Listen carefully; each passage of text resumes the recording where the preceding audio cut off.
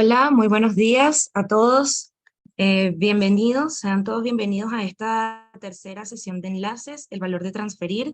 El día de hoy vamos a estar conversando con el doctor Rafael Rubilar, como lo habíamos ya planificado y lo habíamos conversado anteriormente a través de nuestras redes sociales, a través de la sesión anterior.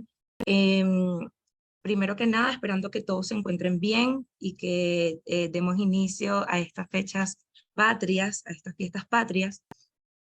Agradecemos a todos por llegar a esta instancia, a los que se están incorporando el día de hoy y a quienes nos vienen acompañando desde el inicio de esta campaña. Antes de iniciar, me gustaría comentarles un poco de qué trata eh, nuestra campaña de divulgación científica, Enlaces, el valor de transferir. Es una campaña que hemos retomado desde julio de este año.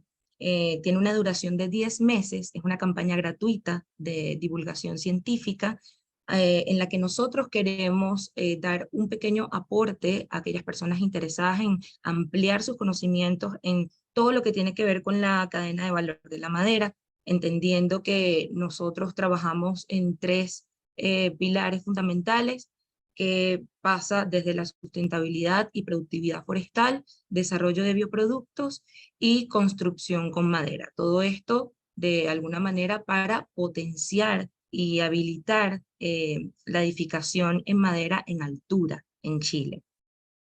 Ahora bien, nosotros a través de esta campaña nosotros entregamos infografías mensualmente, entregamos material de apoyo técnico que nos proporciona también nuestros investigadores principales que participan en esta campaña y bueno, concluimos el mes con un webinar en vivo y un artículo periodístico que recopila toda la información más importante del mes.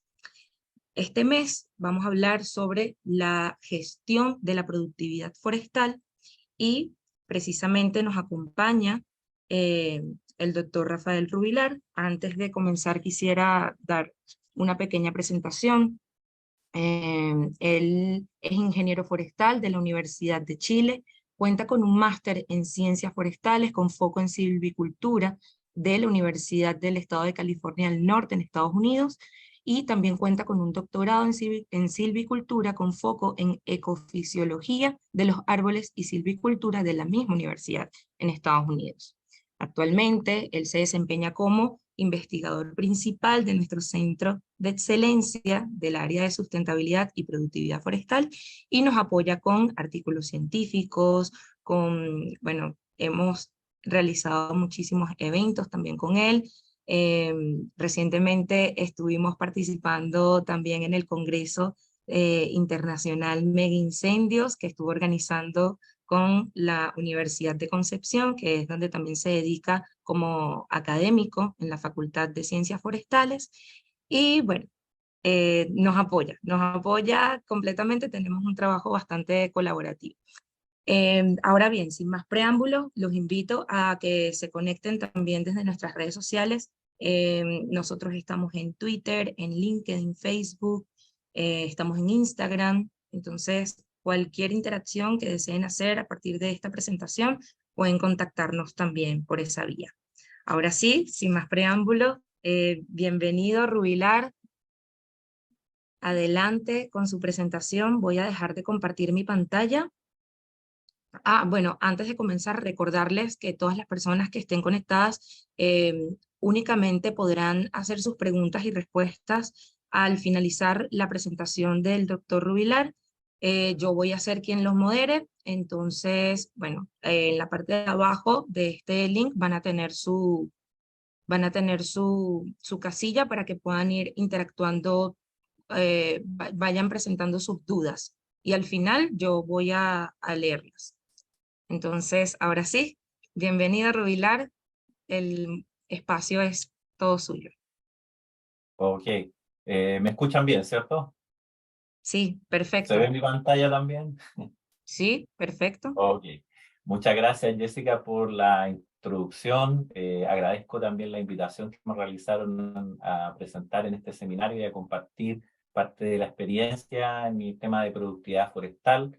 Hago ahí nomás un alcance de que mi grado es en la Universidad de Carolina del Norte, entonces suena parecido a California, pero es Carolina del Norte, porque fundamentalmente para Ah, encauzar que es una de las universidades que también tiene un gran desarrollo en el tema de silvicultura e investigación en los temas de nutrición y sustentabilidad forestal. Fundamentalmente por eso, por si alguien también quiere buscar un poco quiénes están trabajando ahí y cómo estamos vinculados.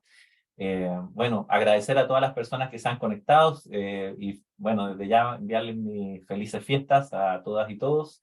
Así que espero que lo pasen muy bien, tranquilos, en familia, que lo disfruten este periodo. Y espero hoy día poder compartir con ustedes algunos de los elementos que hemos venido trabajando durante estos años. Así que voy a dar inicio a mi presentación. Si tienen alguna duda o consulta, por favor, creo que la pueden colocar en el chat y ahí después al final de la charla podemos tomar unos tiempitos para conversar. Bueno, voy a partir contándoles que yo trabajo en un grupo de investigación colaborativo junto con el equipo, digamos, que conformamos varias universidades. Una es la Universidad de Carolina del Norte, donde yo estudié originalmente, que hoy día está la parte de nuestro equipo que trabaja en este grupo de investigación que se llama Cooperativa de Productividad Forestal, su nombre original es Forest Productive Cooperative.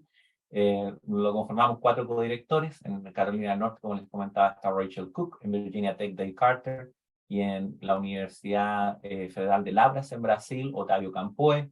A pesar de todo, yo soy el codirector de este grupo, somos 4 codirectores y yo soy en este caso el mayor en tiempo y edad, aparentemente. Y conformamos un equipo de trabajo bastante fuerte. Información de este equipo, de grupo de trabajo, pueden encontrar también en la página web de la Cooperativa de Productividad Forestal. Y fundamentalmente lo que nosotros nos enfocamos en nuestra misión es crear estas soluciones de innovación para aumentar lo que se llama la productividad y el valor de las plantaciones en general a través de un manejo sustentable de los recursos del sitio. Contamos con investigación en muchos países, como ustedes pueden, en nuestra área de operaciones fundamentalmente América Latina y Estados Unidos y parte de México, y fundamentalmente los codirectores que están en Estados Unidos trabajan en el área norte y Brasil lo ve, uno son de los codirectores y en mi caso a mí me toca ver fundamentalmente Uruguay, Argentina, Colombia, Venezuela, bueno ya no hay tanto, Ecuador y Chile. Y contamos con estudios de investigación en la mayoría de esos sitios. Trabajamos en una serie de elementos que mezclan toda esta investigación a nivel de entender las relaciones entre el ambiente, la genética, la silvicultura y las operaciones forestales, ¿ya? Así que si quieren contar con más información, pueden investigar un poquito en el grupo de trabajo. Hay varios reportes que nosotros tenemos donde se sintetizan parte lo que hemos hecho durante estos años. El grupo ya tiene más de 50 años, como ustedes ven ahí, de trabajo colaborativo con empresas y organizaciones públicas y privadas. De todas maneras, hoy quiero enfocar más la mayor parte de mi presentación o el centro en Chile. Y por eso partir contando un poco acerca de quienes no conocen más allá o tienen mayor información, es acerca del desarrollo de las plantaciones forestales en Chile. Creo que aquí se me fue un pedacito de algo de lo que es el formato. Pero fundamentalmente contarles que hoy día Chile cuenta con 3,1 millones de hectáreas de plantación, el 66% es de pinos radiata y un 30% está fundamentalmente consolidado por plantaciones de eucaliptus. Como ustedes pueden ver, es muy interesante entender esto y quiero hacer énfasis en la distribución de las plantaciones, como ustedes forestales pueden ver, porque las plantaciones forestales siempre han tenido bastante discusión desde un punto de vista ambiental y se discute su rol y efectos, digamos, sobre la tierra y algunos elementos entre el agua y sustentabilidad. Me voy a referir brevemente a ellos, aunque pienso que otra charla pertinente a ese tema exclusivo sería, digamos, ideal. Pero si ustedes se fijan, Chile cuenta con esta distribución de plantaciones forestales que dominan sobre todo en el área de la cordillera de la costa, en pequeña parte sobre lo que tiene que ver con el Valle Central y precordillera de Chile, y algo más hacia el sur, en la zona más cercana a, digamos, al sur de Temuco. Y una de las cosas que las personas creo que a veces se habla en el sector forestal, o por lo menos la gente que ya llevamos muchos más años, y se argumenta, y que tiene que ver por cuál fue el origen de las plantaciones forestales y qué fue lo que fundamentalmente se trató de revertir a través de las políticas de Estado y que después consiguió con el desarrollo de un sector forestal bastante pujante, tiene que ver con esto. Ustedes miran hacia el siglo pasado, inicios de siglo, y la ocupación que existió de la tierra en Chile, gran parte de Chile se encontraba en condiciones de severas y extremos niveles de erosión. Y la idea de establecer plantaciones forestales fundamentalmente recurrió en la idea de poder proteger el suelo, proteger lo que es el recurso principal de toda sociedad, que es el suelo, las características de este en términos de fertilidad, productividad, lo que significaba la materia orgánica. Gran parte de Chile, sobre todo en la costa también, algunos sectores tenían desarrollo incipiente de dunas, y obviamente había una degradación sumamente importante que existía en la tierra. Pueden revisar esto si ustedes quieren, por ejemplo, en los libros de la sobrevivencia de Chile, la memoria histórica chilena, la Biblioteca Nacional, donde se cuenta con bastantes antecedentes de esto, pero mucha gente a veces lo ve desde un punto de vista como que olvida, digamos, el origen y cuáles han sido de alguna manera los efectos de las plantaciones. Y dentro de ello nosotros, justamente quiero solamente tocar este punto, hicimos un estudio bastante interesante de cómo, por ejemplo, uno ve terrenos que están en estas áreas erosionadas, en el sector de Biobío y Araucanía, donde hicimos un estudio con uno de mis estudiantes del área de conservación fundamentalmente, mirando qué es lo que significa el hecho de tener estas áreas con cobertura, y tratamos de entender todo este proceso que generó series de cárcavas, zanjas, canalículos y degradación de la tierra. Muchos de estos sectores erosionados, cómo se han ido recuperando a partir de generar una mayor cobertura y protección de los suelos y mejora en las propiedades de los mismos. Esto se discute, se dice que las plantaciones no mejoran las propiedades de los suelos, entonces nosotros quisimos evaluar esto y ver cómo habían sido algunos de los efectos.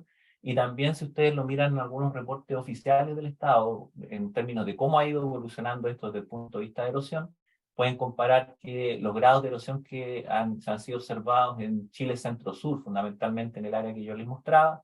Como ustedes pueden ver, este es un reporte de IREN, que en ese tiempo, hoy día actual CIREN, del año 1979, mostraba altos niveles de erosión fundamentalmente en las regiones al sur de la región metropolitana, que son las que tienen mayor área de plantaciones, ¿no es cierto?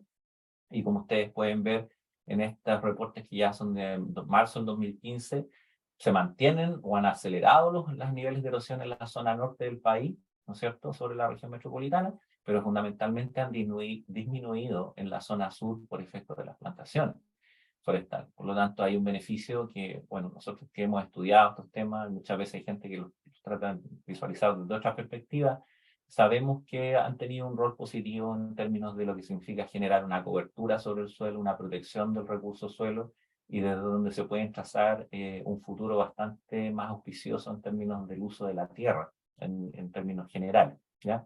No obstante, hay otros temas que siempre nosotros tenemos que supervigilar, como biodiversidad, como algunos temas quizás en la relación de los límites con el agua u otros, que son importantes obviamente y donde hoy día se trabaja tratando de modelar o entender bien cómo manejar esto, ¿ya? En este estudio que nosotros hicimos para ver, por ejemplo, parte de estos efectos, qué tan beneficiosas habían sido las plantaciones, tomamos un estudio que hicimos en varias cárcavas o zonas bien, digamos, con altos niveles de erosión en estos mismos sectores que les mostraba, y comparamos qué significaban algunas de estas cárcavas con sectores poblados con acacia de albata, algunas mezclas que quedaban remanentes de bosque nativo. Dice bosque nativo, realmente son remanentes que quedan a veces en las cárcavas junto con algo de Pinus radiata que logra establecerse en las cárcavas, y otras cárcavas que simplemente ya no tenían vegetación y fundamentalmente tenían plantaciones de pino radiata, digamos, lo que se podría denominar una plantación, pero en estado obviamente de no tan buena productividad, pero obviamente creciendo en esas condiciones, ¿ya? Y eso se comparó con suelos descubiertos, tratando de entender cuáles son los cambios que han ocurrido en el tiempo. Y fundamentalmente encontramos una relación bastante interesante, que es esta, que obviamente cuando nosotros miramos uno de los elementos más importantes en el suelo, que es el carbono orgánico del suelo, lo que la gente conoce usualmente como materia orgánica del suelo, la relación que se observa, si ustedes se fijan, para todo lo que son estos materiales, o sea, todas estas condiciones que son cárcavas con pino radiata, cárcavas con nativo con radiata, cárcavas con acacia, están trazadas acá. Y obviamente hay una relación en que en la medida que se acumula más biomasa aérea seca, en este caso quiere decir toda la vegetación que está sobre la superficie de la Tierra, obviamente mientras más crece esa vegetación que es la parte superficial, más se acumula carbono y se mejoran las propiedades de materia orgánica del suelo.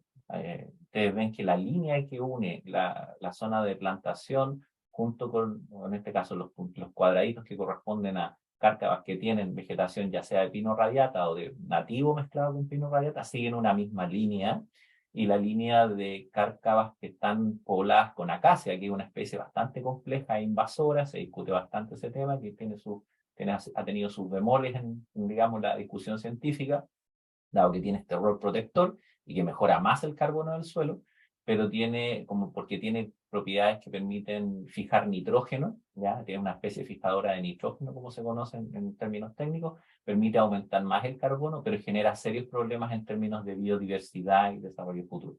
Entonces hay bastantes cuestionamientos respecto al rol que tiene, ¿ya?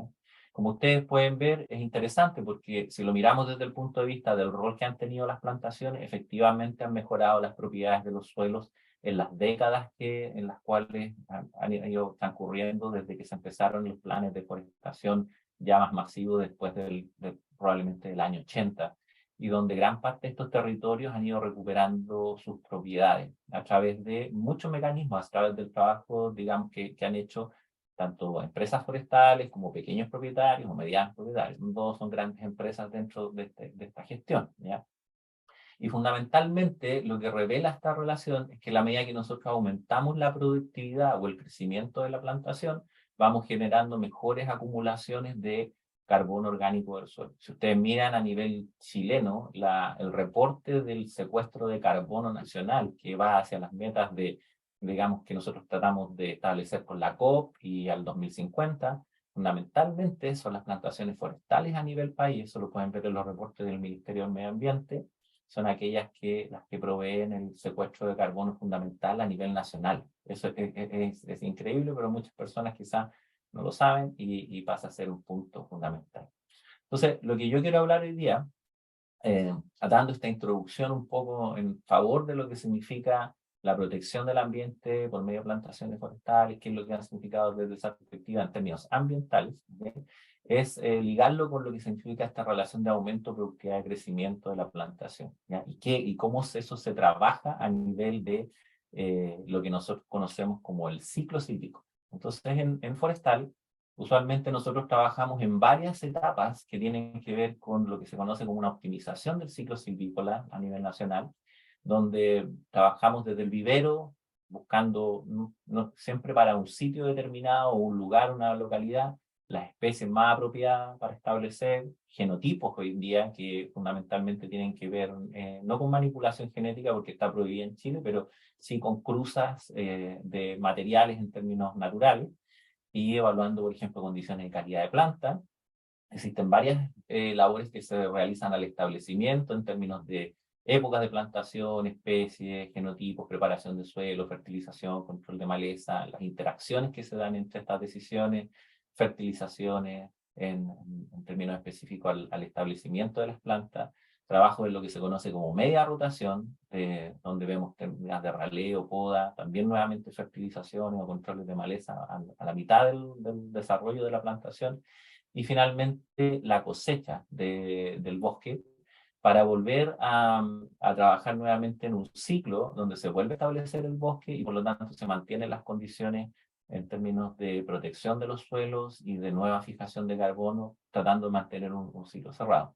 El objetivo dentro de cada una de estas etapas obviamente tiene que ver con aumentar la productividad del bosque, el crecimiento, pero también muchas veces esa productividad, que significa tener más biomasa, tener más madera, si lo quieren ver así, tiene que ser manejado fundamentalmente con los tratamientos de media rotación para proveer valor. Es decir, nosotros muchas veces hacemos, por ejemplo, la actividad de raleo a media rotación con el fin de obtener árboles de mayor diámetro y que finalmente permite obtener árboles que se pueden procesar para obtener tablas, ¿ya? En cambio, si no lo hacemos, usualmente esos arbolitos van a ir a una producción de pulpa. Y justamente cuando nosotros hacemos todas estas actividades, uno de los valores fundamentales que hoy en día estamos cada vez realizando con más acuciosidad es el tema de la sustentabilidad de las plantaciones. Es decir, todos los temas que están asociados a todas las actividades del ciclo silvícola cómo se configuran de manera tal de que no deterioren de alguna manera el mismo recurso suelo, ¿ya? Y que de alguna manera la plantación no afecte otras variables ambientales a nivel ecosistémico, a nivel del territorio.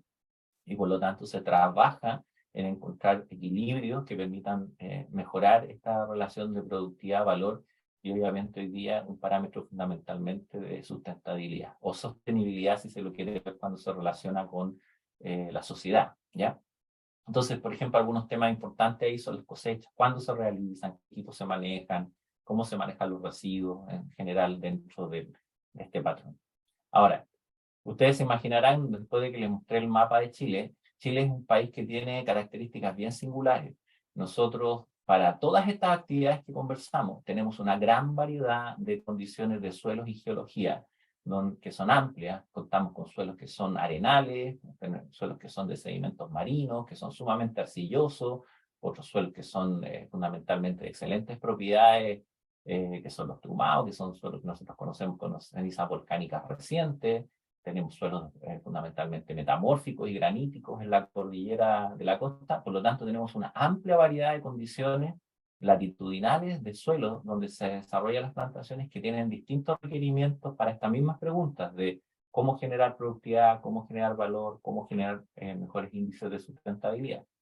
Y al mismo tiempo, somos un país que nos caracterizamos por tener un gradiente de precipitaciones muy amplio. Nosotros establecemos usualmente plantaciones que van desde, por decir algo, los 700 milímetros, muchas veces más por este lado costero, como usted ve en la distribución, hasta condiciones que tenemos más cerca de 2.000 a 3.000 milímetros de precipitación hacia el sur de Chile, gran parte también condicionados en la zona norte, donde hoy día hay una alta interacción de las plantaciones con condiciones de déficit hídrico y con el creciente cambio climático, también son parte de las preguntas de sustentabilidad. Entonces, al final de la charla voy a conversar un poquito más de eso en términos generales. ¿Ya? Ahora, ¿qué es lo que nosotros fundamentalmente trazamos dentro de esto? Es lo clave que resulta para la optimización de este ciclo silvícola, contar con la información del suelo y del sitio. Para nosotros el suelo son fundamentalmente lo que les mostraba antes, las distintas características del suelo, sus propiedades físicas y químicas, y a nivel de sitio son todas las variables ambientales que van a afectar las decisiones que nosotros tomemos dentro de esta generación de valor o productividad y de sustentabilidad para un uso adecuado de los recursos del sitio, en este caso de mantener esa capacidad de crecimiento o mejorar las propiedades de los suelos, ¿ya? Y como comprenderán, esto tiene una relación bien estrecha en términos de, ¿son todas estas actividades que nosotros hacemos? ¿Cómo se van a comportar? O sea, ¿son de alguna manera rentables? ¿No son rentables? ¿Qué efectos tienen?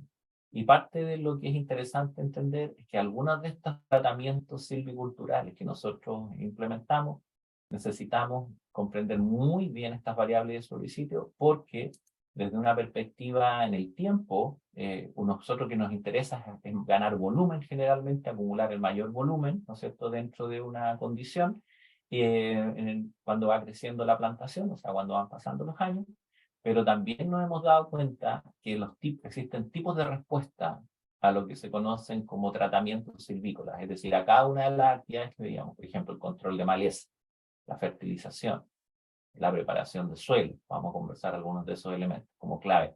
¿Qué pasa cuando nosotros hacemos eso tempranamente? Por ejemplo, el bosque está recién partiendo, se establece y tenemos que esperar 15 o 20 o más años para encontrar una respuesta que en el tiempo esperaríamos que fuese así. O sea que, por ejemplo, si aquí está la curva de lo que no es hacer nada, que realmente nosotros denominamos base o un testigo, esperaríamos que tener una respuesta como la línea roja, ¿ya? Que significarían respuestas que nosotros conocemos como tipo A. Esas son las ideales, digamos, en que uno hizo una actividad, por ejemplo, subsolado, o un arado, o una preparación de suelo con ultramaquinaria, o una fertilización, y obtiene este tipo de respuesta tipo A.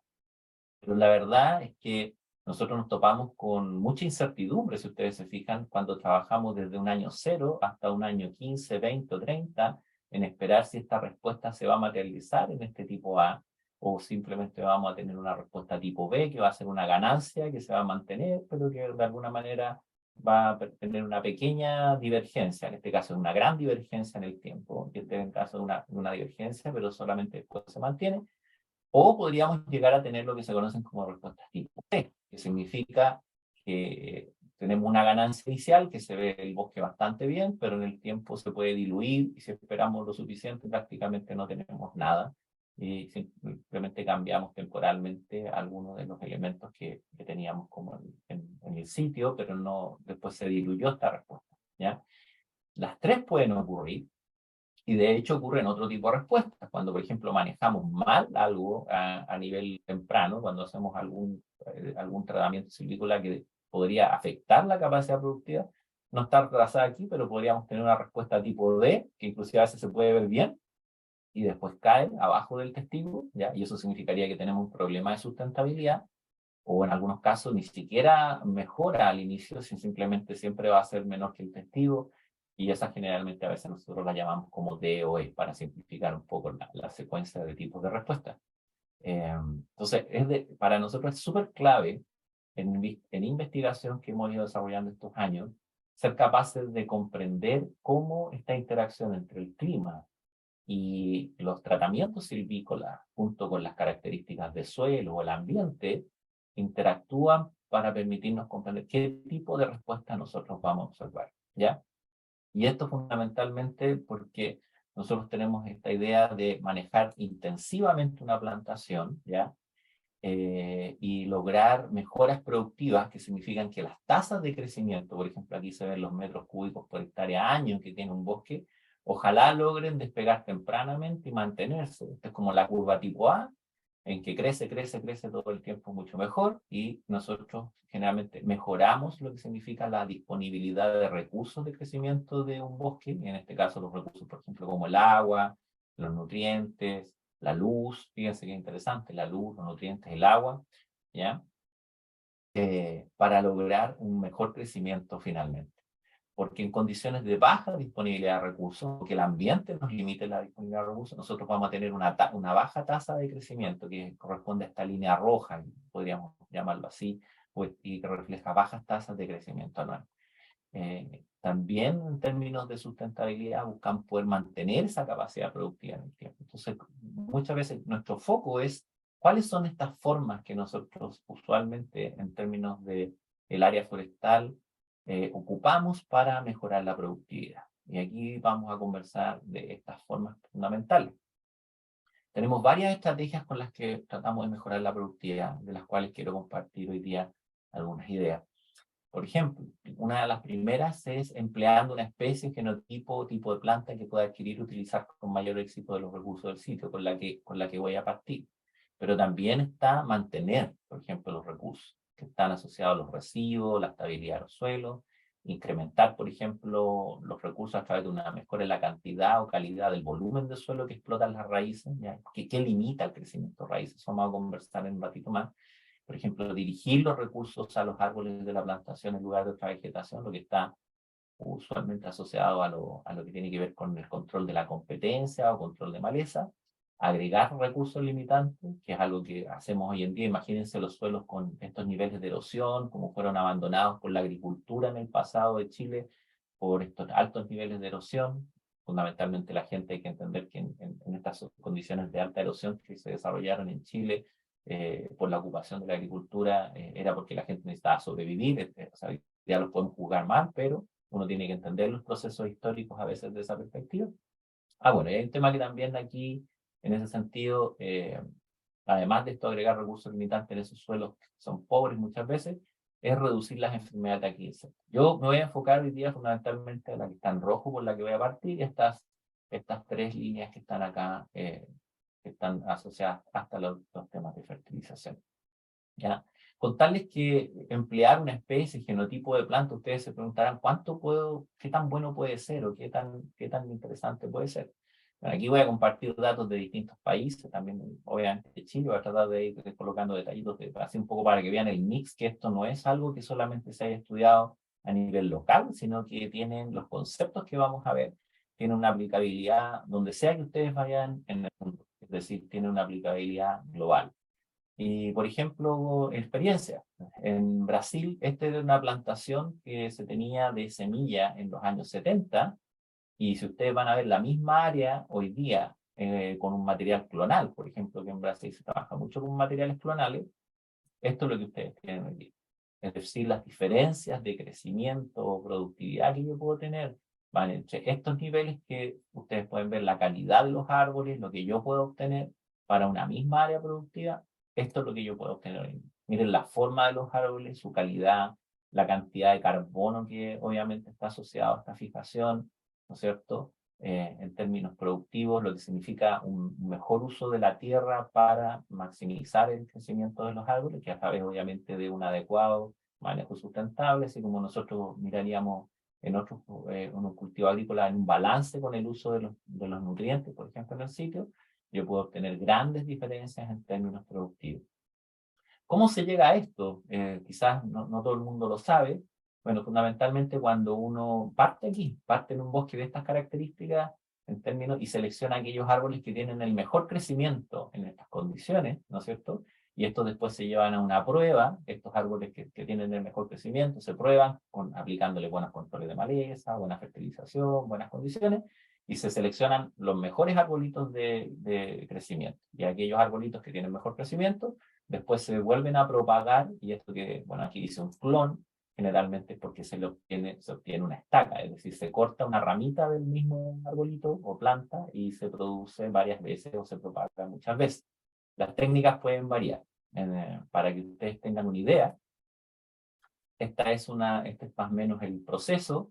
Generalmente uno selecciona arbolitos muy buenos y ellos se cruzan unos con otros, ya se hace un cruzamiento, como ustedes ven, se engloban las flores que fundamentalmente tiene la madre, se polinizan y se obtienen semillas de buena calidad, ¿no es cierto? O semillas cruzadas entre los mejores arbolitos que se seleccionaron, ¿ya? Y es una manera de mejorar genéticamente. Pero también se puede hacer a través de que estas mismas semillas se trabaje con métodos de micropropagación, que significan ya métodos de laboratorio, donde se multiplican y se obtienen muchas plantitas pequeñitas que después se llevan a un crecimiento final, ¿ya? Es decir, se pueden producir. O este, que es uno de los métodos más utilizados, es que saca una estaca, es un método más antiguo, más tradicional, pues estos métodos son bastante caros, los de micropropagación, o a veces se toman estas micropropagaciones para sacar ese material de alta calidad y se establece una planta que se llama una planta madre, y a esa planta madre por varios años se obtienen estacas. Una estaca es esto, es un brotecito de la planta que fundamentalmente después se lleva a enraizar a un contenedor, o también se puede llevar a enraizar a una condición que nosotros llamamos plata banda, que es un suelo donde se coloca esta estaquita. Una estaca es un corte de la plantita, así de un brote nomás, y aquí cuando se logra formar después un callo, ¿no es cierto?, se obtienen condiciones de formación de plantas, y ustedes ven distintos tipos de plantas. Entonces se puede hacer, como les comentaba, desde semillas que se le llaman semillas mejoradas, ¿ya? O directamente por estos métodos en que se van propagando a través de estacas para finalmente producir una planta plantable, ¿ya? Aquí les puedo mostrar unos datos, por ejemplo, SMPC, que es una de las empresas con las que trabajamos en la cooperativa, también por ejemplo con Arauco, ¿ya? Pero les muestro esto que ellos me compartieron en términos, qué significaba en el año 75, plantaciones sin mejoramiento genético, silvicultura. Después ellos hicieron estos huertos que se le llaman, que es donde se mezclan el polen junto con los conos o las flores de la madre, ¿no es cierto?, el polen del padre, la flor de la madre o el cono, y se obtienen estas semillas mejoradas. En el año 95 se habla de que se inició una silvicultura intensiva, o sea, se empezaron a hacer trabajos más fuertes incorporando los beneficios de estos programas genéticos. O sea, ustedes ven que se demoraron bastante, o sea, 20 años en recién poder establecer plantas con un mayor nivel de mejoramiento. Y ya en el año 2010 se empezó a incorporar familias en pino y eucalipto mejoradas, ¿ya? Y se empezaron a hablar de huertos de segunda generación. O sea, ahora se iba nuevamente a terreno, a campo, y se encontraban las mejores plantas, las mejores de las mejores, y pues se volvían a establecer estos cruzas para tener mayor certeza. Este es un proceso iterativo. Y ya el año 2020 se empezó a hablar de esta silvicultura clonal, que toma ahora un valor, digamos, que no son plantas genéticamente modificadas como digamos, realmente se discute, sino que son hechas por un trabajo de producirla a través de estos embriones, que es una semilla que se multiplica, o por esta vía de los ceros. La ganancia de todas estas técnicas que se han venido implementando, obviamente, si ustedes pueden ver, se estima como cercana a un 32% al año 2020. Y ustedes podrán decir, en qué se evalúa la ganancia? No es solamente en que crezcan mejor. Gran parte del crecimiento o que crezcan mejor tiene que ver muchas veces con la silvicultura, con estas otras técnicas de la preparación del suelo, la fertilización, el control de maleza. Pero gran parte también de la ganancia, o sea, también hay una ganancia genética, obviamente, pero gran parte de la ganancia la pueden ver aquí, por ejemplo, al comparar esto. ¿Qué significan dos tipos de material genético que obviamente fueron plantados en el mismo lugar, con las mismas características, pero miren la calidad de los fustes que ustedes pueden ver aquí? O sea, por ejemplo, los fustes son, digamos, los tallos, si lo quieren ver, de los árboles, ¿ya? O el tronco, para a veces que personas no son tan especializadas.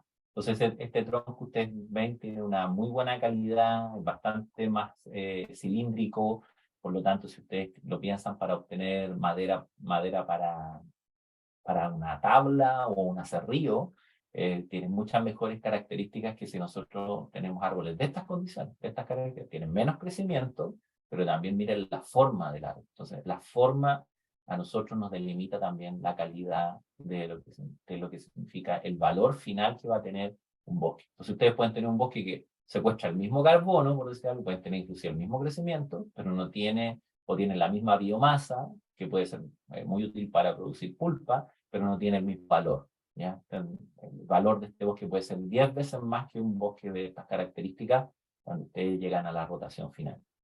¿Ya? Así que es sumamente importante la selección genética y como esta se destina también a veces a un sitio. Hay sitios que hay plantas genéticas que requieren condiciones de temperatura, por ejemplo, de donde fueron seleccionadas, cuáles son las que mejores se ajustan a las condiciones específicas del sitio.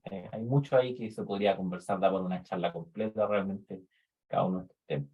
Para que se den una idea de cuál es el potencial de un clon, porque todo esto es material de semilla, ¿ya? Este es un material de semilla mejorado y este es simplemente no mejorado. ¿Qué significa un clon? Los clones, como salen de un mismo material a través de las estacas que se cortan y que son protegidas, ustedes pueden ver este tipo de condiciones. Esta es una familia de semillas, miren los tipos de copa que se generan, y miren, por ejemplo, un material clonal. Es interesante un material clonal por muchas razones. Alguien podría mirar, siempre la gente como dice, un clon es algo muy feo, algo muy malo. Pero la verdad es que un clon puede tener, o sea, en sí no es un organismo genéticamente modificado, ¿ya? Es simplemente utilizar mecanismos tradicionales para obtener una planta, como les decía, por macro o micropropagación, ¿ya? Que son estas estacas múltiples que se obtienen de una planta. Son obviamente más homogéneos, pero sus características hoy día, por ejemplo, pueden llegar a proveer, inclusive que uno pueda obtener la misma cantidad de madera con menos plantas, lo cual, por ejemplo, son estrategias que nosotros estamos evaluando desde el punto de vista de seguir produciendo la misma cantidad de madera y ocupando menos agua, ¿ya? O ocupando menos nutrientes, o al mismo tiempo reducir, por ejemplo, temas de hasta de incendio, que se discute muchas veces que estas copas globosas, amplias. Entonces los clones tienen varias ventajas desde un punto de vista de cómo uno, por ejemplo, puede entrar a manipular, digamos, o tener cierta injerencia en lo que tiene que ver con no solo la capacidad productiva, sino que además con la calidad de la madera. Miren, la planta es muy recta, tiene internudos largos, que son características deseables generalmente para producir madera sin nudos, que realmente los nudos desclasifican la madera. Tiene ramas mucho más delgadas, no sé si se observa así en esta lámina específico, pero permite contar con una mejor calidad del fuste o del tronco, que es lo que nosotros generalmente llamamos en forestal. ¿Ya? Bueno, entonces la genética juega un rol muy, muy grande. Junto con ello, lo que también se combina en términos del establecimiento de las plantas es fundamental para obtener estas ganancias de crecimiento. Y dentro de ello tenemos varios tratamientos silviculturales tempranos que nosotros aplicamos, por ejemplo, el cultivo al suelo, ¿ya? O preparación de suelo, los controles de maleza y fertilización, ¿no es cierto? Entonces también estos están dentro del marco de que son respuestas que a veces son tempranas y esta ganancia se manifiesta hasta el final de la rotación, ¿ya? Y después otros trabajos intermedios acá van a tener que entrar con fertilizaciones u otros trabajos a edades más avanzadas si queremos mantener o mejorar aún más las capacidades productivas. No son necesarios, pero este es un ejemplo de cómo sería una respuesta a un buen tratamiento temprano en términos de cultivo, control de malezas y fertilización. Entonces, algunas formas que nosotros comentábamos de mejorar la productividad, una de ellas, con la que voy a partir, que es el cultivo al suelo, está asociada a esto, a incrementar cuando cultivamos el suelo, cuando preparamos el suelo. En agricultura se usa el arado, en forestal hay muchas más opciones.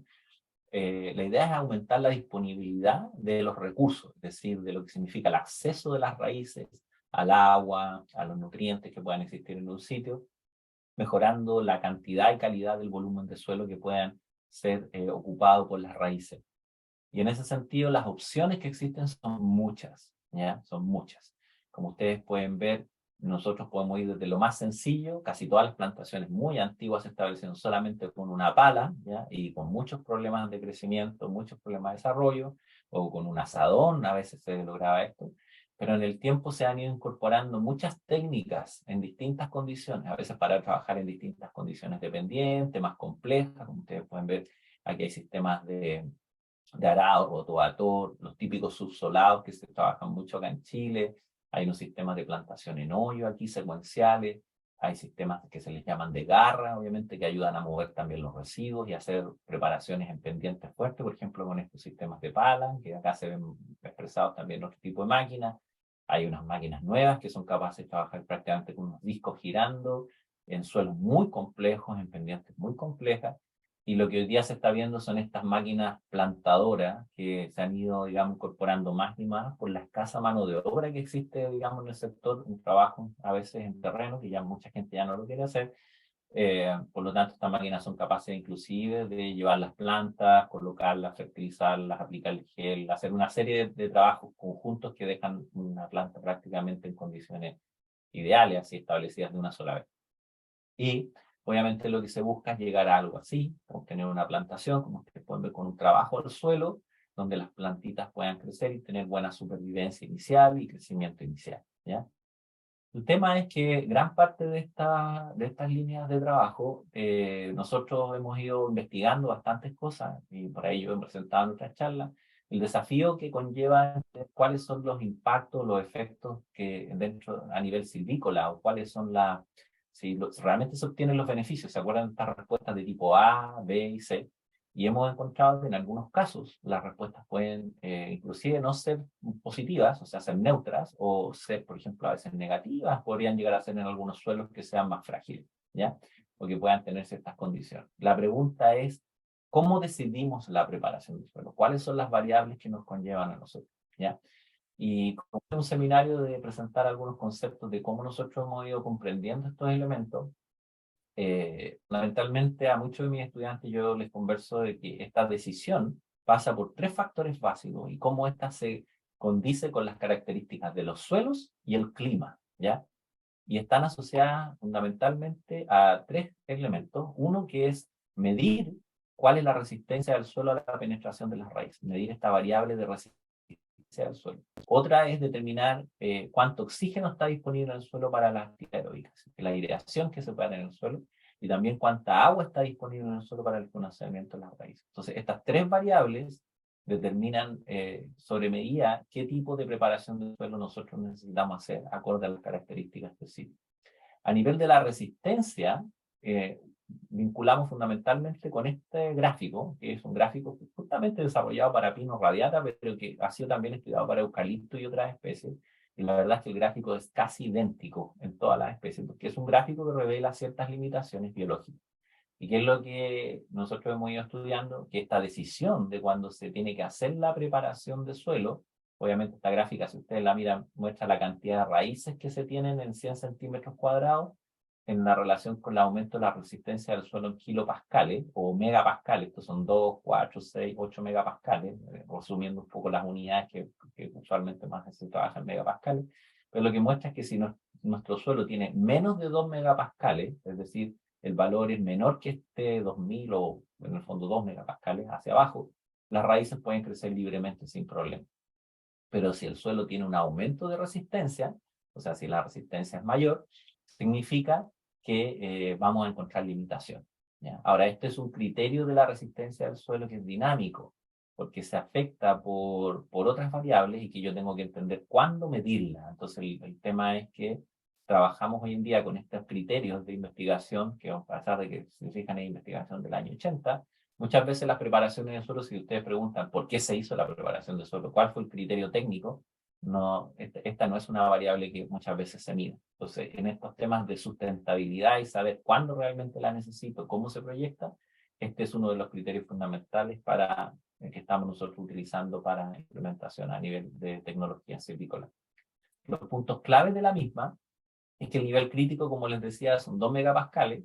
¿Y qué es lo que le afecta? Usualmente la densidad aparente está asociada, ¿ya? Porque la resistencia del suelo va a aumentar cuando la densidad aparente aumenta. La materia orgánica generalmente mejora las condiciones del suelo, por lo tanto, disminuye la resistencia del suelo cuando la materia orgánica aumenta.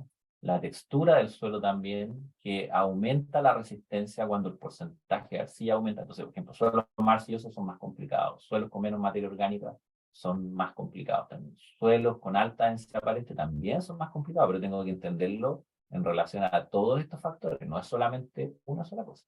Y uno de los más fundamentales es el contenido de agua del suelo. ¿Qué significa el contenido de agua del suelo? Que significa que cuando el contenido, o sea, que la resistencia, perdón, va a aumentar a medida que el suelo se vaya secando. Es decir, mientras más seco está un suelo, la resistencia del suelo es más alta. Por lo tanto, la pregunta es ¿cuándo la mido? Porque la resistencia, por ejemplo, si la voy a medir en invierno, me va a mostrar que todos los suelos son blandos y que no tienen problemas. Pero si la voy a medir, por ejemplo, ya más en primavera o en verano, me va a mostrar de que, si la mido en verano, en el medio del verano, me va a mostrar que todos los suelos son limitantes, tienen sobre 5 o 6 megapascales, ¿ya? Significaría que todos habría que preparar. Entonces el punto es que nosotros siempre apuntamos a medir esta resistencia del suelo en un periodo particular, que generalmente al término de primavera o al medio de la primavera, cuando las condiciones del suelo realmente, el parámetro técnico está en una condición de capacidad de campo. Es decir, el suelo cuando está en capacidad de campo, nosotros tenemos que medir la resistencia del suelo. Capacidad de campo es una condición en que las plantas pueden utilizar fundamentalmente toda la cantidad de agua que está en el suelo, ¿ya? Y después tengo que entrar a medir nuevamente la resistencia cuando está en el punto machites permanente, es decir, cuando ya llego a poder, en el fondo, cuando las raíces de la planta llegan al extremo de poder ocupar el agua del suelo. Por lo tanto, como necesito condicionar esa situación de la resistencia del suelo, es una cosa un poquito más técnica, más larga de explicar, realmente, pero fundamentalmente esta resistencia del suelo a nosotros nos demarca esa limitante. ¿Cuándo no es tan importante preocuparnos de la resistencia del suelo? Si los suelos, por ejemplo, están siempre húmedos o mojados, es decir, por ejemplo, los suelos de la zona sur de Chile, donde llueve constantemente o llueve prácticamente 10, 12 meses del año, es muy raro que tengamos problemas de limitantes de este tipo, ¿ya? Como para preparar el suelo por resistencia, ¿ya? Pero sí los suelos secos. Mientras más al norte estemos, mientras más cercano, por ejemplo, estamos en una zona que tiene periodos largos de sequía, va a ser más condicionante. Otros son suelos bien estructurados o suelos que tienen alta expansión de contracción de arcilla. Generalmente los suelos que son arcillosos, pero que tienen un tipo de arcilla que se expande y que se contrae, reducen estos problemas porque se vuelven digamos, como a liberar de los problemas de resistencia. Y también suelos que tengan abundancia de canales de raíces antiguas, es decir, suelos que a veces vengan de una segunda, una tercera rotación, es decir, si ya hubo un bosque antiguo, lo más probable es que las nuevas raíces del bosque que uno establezca crezcan por esas mismas raíces antiguas y eso facilita el desarrollo de las raíces. ¿Cómo se manipula esto de la resistencia? Fundamentalmente a través de subsolado, ¿no es cierto? Este es un equipo subsolador que tiene varios discos y que van preparando el terreno, y nosotros lo que hacemos a través de ese equipamiento, lo que buscamos es lograr una fractura del suelo, ¿se fijan? Ahora, el subsolado se tiene que aplicar en condiciones en que el suelo esté seco, o sea, en términos menos, que tiene que estar más abajo de lo que nosotros consideramos los puntos de machites permanentes, de tal manera de lograr esta fractura. ¿Y qué significa? Que cuando yo vuelvo a crecer una planta aquí, la planta va a crecer por todas estas grietas artificiales que se formaron por el medio subsolado. Es decir, yo lo que hago con el suelo, logro estructurarlo artificialmente y de esa manera las raíces pueden penetrar en profundidad y así ya no tengo limitantes para el crecimiento de las raíces. ¿Ya? La segunda variable que nosotros analizamos es cuánto oxígeno está disponible en el suelo. para que las raíces crezcan. Y eso se evalúa a través de una relación en que tengo que asegurarme que al menos existe un 10% del contenido de oxígeno en el suelo para que el crecimiento radicular que se muestra aquí, por ejemplo, cuando ya hay más de un 10%, crece el 100% de las raíces, pero cuando cae el 10%, esto rebota, digamos, de forma muy negativa y por lo tanto me genera pérdidas de crecimiento, pérdidas de productividad. Ahora, es muy difícil medir esto, muy difícil, pero hay una manera empírica en la cual nosotros al observar el terreno y conociendo un poquito del suelo, esto ya requiere que uno entienda de características del suelo, cuente con un poquito de expertise, puede observarlo en un perfil que los suelos se tornan fundamentalmente de color gris, en particular las arcillas, por un cambio en la oxidación del hierro y por lo tanto donde nosotros tengamos periodos muy prolongados de alta humedad en el suelo, nosotros lo vamos a encontrar a través de estos colores grises que de alguna manera afectan el crecimiento de las raíces. Ustedes se fijan, la raíz prácticamente donde están estos colores grises ya muy claros, no es capaz de crecer. Aquí el suelo tiene más materia orgánica, hasta aquí crecen las raíces, pero hacia abajo se ven sumamente limitadas. ¿Cómo se puede resolver este problema? Bueno, se trabaja fundamentalmente con técnicas de drenaje, o sea, se drenan los suelos en algunas condiciones, ¿ya? Y se hacen algunos trabajos que lo que hacen es producir estos camellones, que son como elevaciones del nivel superficial, ¿ya? En los suelos que están muy anegados, para que las plantas se establezcan aquí y puedan crecer en sus inicios. Un camellón, para darles una idea más exacta, se ve de esta manera. Ven, aquí se forma así un camellón grande y la planta se va a establecer en esta área. Entonces el suelo se anega al nivel del terreno y por lo tanto me genera una condición de un volumen aireado donde el sistema radicular se puede sostener. ¿Ya? Si quisiéramos ver qué pasa con esto, ¿conviene hacerlo? ¿Qué es lo que se obtiene? ¿Cuál es la gran diferencia? Para mostrarles un experimento. Este es un experimento que está en una condición de terrenos muy mal drenados y ustedes pueden ver de que aquí están las parcelas que le llamamos, o estos cuadraditos corresponden a tratamientos donde preparamos el suelo, hicimos camellones, otros no se hicieron los camellones, algunos se fertilizaron, se controlaron malezas, se hizo una combinación de tratamientos aquí para investigar, y todos aquellos que están en un verde oscuro significa que tuvieron un muy buen crecimiento y que pudieron sobrevivir bien o tener un buen desarrollo. Todos aquellos que están en verde claro significa que los arbolitos no tuvieron, digamos, un buen pasar. Si lo quieren ver desde el punto de vista del terreno, así se veía esta condición. Por ejemplo, aquí ustedes ven un control donde no se hizo ninguna cosa más que poner los árboles plantando con una pala, y aquí se hizo un subsolado más un camellón, se fertilizó y se controló maleza, y este es el mismo bosque a los 3 años, y aquí ustedes pueden ver el mismo bosque a los 5 años. Es decir, acá prácticamente tengo un bosque muy heterogéneo que tiene muy mal crecimiento, y aquí tengo fundamentalmente un bosque que sí tiene buen desarrollo y crecimiento. ¿Ya? Con el mismo gasto económico, con las mismas intervenciones, pero, o sea, perdón, con el mismo, con un mayor gasto económico, con más intervenciones, pero que obviamente tengo lo que es una rentabilidad y un desarrollo bastante importante, y eso se puede ver plasmado en el crecimiento que obtengo, por ejemplo, a los 7 años. Imagínense, ustedes tienen aquí un control, que es donde no se hizo nada, que era una de las imágenes, donde prácticamente no alcanzo a tener 100 metros cúbicos en términos del volumen que se genera en el bosque, y la respuesta que obtengo de los tratamientos del camellón con control de maleza y fertilización son prácticamente más que duplican, o sea, es casi un 250% más de crecimiento que obtengo en términos de bosque. Es decir, este es un bosque que ya quizás en unos poquitos años más lo puedo cosechar con diámetros y buen desarrollo. En cambio, este es un bosque que es muy heterogéneo, que para efectos de cosecha no tiene las características ni siquiera de forma, tampoco de volumen alcanzable para cosecharlo. O sea, voy a tener que esperar quizás 20, 30 años para eventualmente obtener algún beneficio de esta condición. ¿Ya? En cambio, aquí naturalmente puedo obtener una muy buena condición. Por lo tanto, todos aquellos tratamientos en los que resuelvo esta condición de baja oxigenación son muy, muy importantes las respuestas que puedo obtener a nivel de tratamiento silvícola. Y finalmente, la cantidad de agua que está disponible en el suelo para el funcionamiento de las raíces, ¿ya? La oferta de agua del suelo es fundamental, y aquí entran a primar condiciones que tienen que ver cuánta agua está disponible para la absorción de las raíces, que se define fundamentalmente por la lluvia que tengo, ¿no es cierto? Cuánto es y cómo se distribuye. la capacidad de retener agua del suelo, que está dada fundamentalmente por la textura, la materia orgánica y los poros que tiene el suelo, ¿ya? Y qué profundidad ahora, junto con esta capacidad, me define el volumen total del suelo que retiene agua y obviamente la forma del terreno.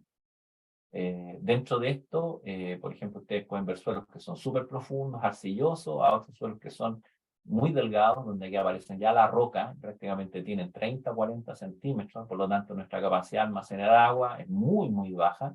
En cambio, estos suelos, a pesar de que son arcillosos, a veces un poco más complicados desde el punto de vista de resistencia, las raíces sí pueden obtener a 150, 160 o a un par de metros generalmente mayor cantidad de agua. Y otros que obviamente tienen gran cantidad de fragmentos rocosos que limitan el almacenamiento de agua, es decir, que las raíces se las tienen que arreglar para profundizar por estos medios. Como ustedes ven, los suelos forestales son suelos que tienen bastantes limitaciones en muchos casos, un suelo, además de la erosión, son suelos en cerro que tienen condiciones bastante limitantes, y las raíces acá luchan por obtener una cantidad de agua disponible, y particularmente en zonas donde el clima es muy seco. Por eso, algunos estudios que nosotros hemos hecho en conjunto con otros investigadores de la cooperativa, muestran que la relación de crecimiento en Chile, ¿ya? Fundamentalmente está para Pino radiata, pero es para prácticamente cualquier especie, inclusive ustedes podrían relacionarlo hasta con las del bosque nativo. La medida que aumenta la precipitación, aumentan las tasas de crecimiento. Y esto representa un suelo, por ejemplo, que tiene un almacenamiento de 100 milímetros de agua, 10 centímetros de toda la profundidad, un perfil son almacenamiento de agua, y esto es un suelo que tiene prácticamente 400 milímetros de agua. O sea, hay una relación súper importante, sobre todo cuando se va expandiendo esto, que el suelo sea más profundo, en la medida que voy teniendo menos precipitación. Por lo tanto, la profundidad del suelo es súper importante en las tasas de crecimiento. ¿Y por qué estas tasas de crecimiento son clave? Por lo que conversamos. O sea, una tasa de buen crecimiento de los árboles me permite a mí contar con mayor valor, mayores diámetros, mejor calidad de madera. Una tasa de menos crecimiento, realmente a veces el bosque puede ser una inversión, si lo miramos desde el punto de vista de una inversión, bastante limitada, ¿ya? Con varios elementos. Otra de las técnicas es que quizás es una de las más importantes en Chile, particularmente, y no le diría que solo en Chile, sino que en la mayoría de las situaciones de investigación que nosotros relevamos a nivel latinoamericano u otra, es la dirección de los recursos árboles de la plantación, ¿ya? En lugar de otra vegetación, es decir, lo que es el control de maleza. Y en esta línea de control de maleza, ustedes pueden ver aquí la respuesta en un par de años. ¿Qué significa, a pesar de estos poquitos pastos que tengo aquí, que no tienen control de maleza? Miren lo que significa esta muestra como de ganancia silvícola, es decir, tener una plantación así versus tener una plantación de estas características, desde el punto de vista del desarrollo, el crecimiento, el bosque futuro que van a desarrollar en esas condiciones versus esta situación. ¿Ya? Lo mismo se ve, por ejemplo, en eucalipto. Miren la diferencia, por ejemplo, los diámetros de estos árboles, ¿ya? Comparado con esto en etapas tempranas, prácticamente, inclusive en 4 o 5 años, pero son bosques tropicales donde el efecto es muy rápido, el crecimiento es muy rápido, y los pastos afectan fuertemente la productividad del bosque. Ahora, Chile está compuesto por una variedad de condiciones de maleza. No es como que uno pueda decir, bueno, cada uno de estos tipos de maleza es idéntico. O sea, tenemos condiciones de maleza de pasto, por ejemplo, tenemos condiciones de maleza arbórea que compiten por luz con los árboles. En cambio, los pastos no compiten tanto por luz. O sea, aquí yo puedo poner un arbolito, ¿no es cierto? Podemos tener una plantación aquí y prácticamente la competencia va a ser más por agua y nutrientes. O sea, hay una variedad de condiciones que están acá reflejada, que ustedes la pueden ver. Nosotros tenemos modelos que de alguna manera muestran que el efecto, por ejemplo, cuando tenemos competencia arbórea, que es esta línea roja, reduce el crecimiento máximo que puede alcanzar una plantación de manera muy significativa, teniendo un bajo nivel de infestación. O sea, si tenemos poquita competencia de otros árboles, en los árboles que a uno le interesan, va a tener un enorme impacto a nivel del crecimiento del bosque, y eso es fundamentalmente por una competencia por luz.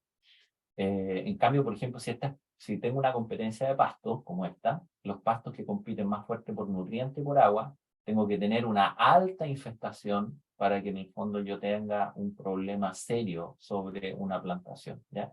Entonces, estos son parte de un modelo que nosotros conceptual investigamos y que se ve reflejado en parte en estas respuestas. Por ejemplo, miren, Aquí hay un bosque de Pinus tecumani, un pino tropical, para mostrarles qué significa si se aplica o no se aplica el herbicida. Entonces, sin control, tengo una competencia arbórea mezclada con los mismos árboles que apenas se ven. ¿Ven? Apenas se nota que existen aquí unos arbolitos que están completamente suprimidos.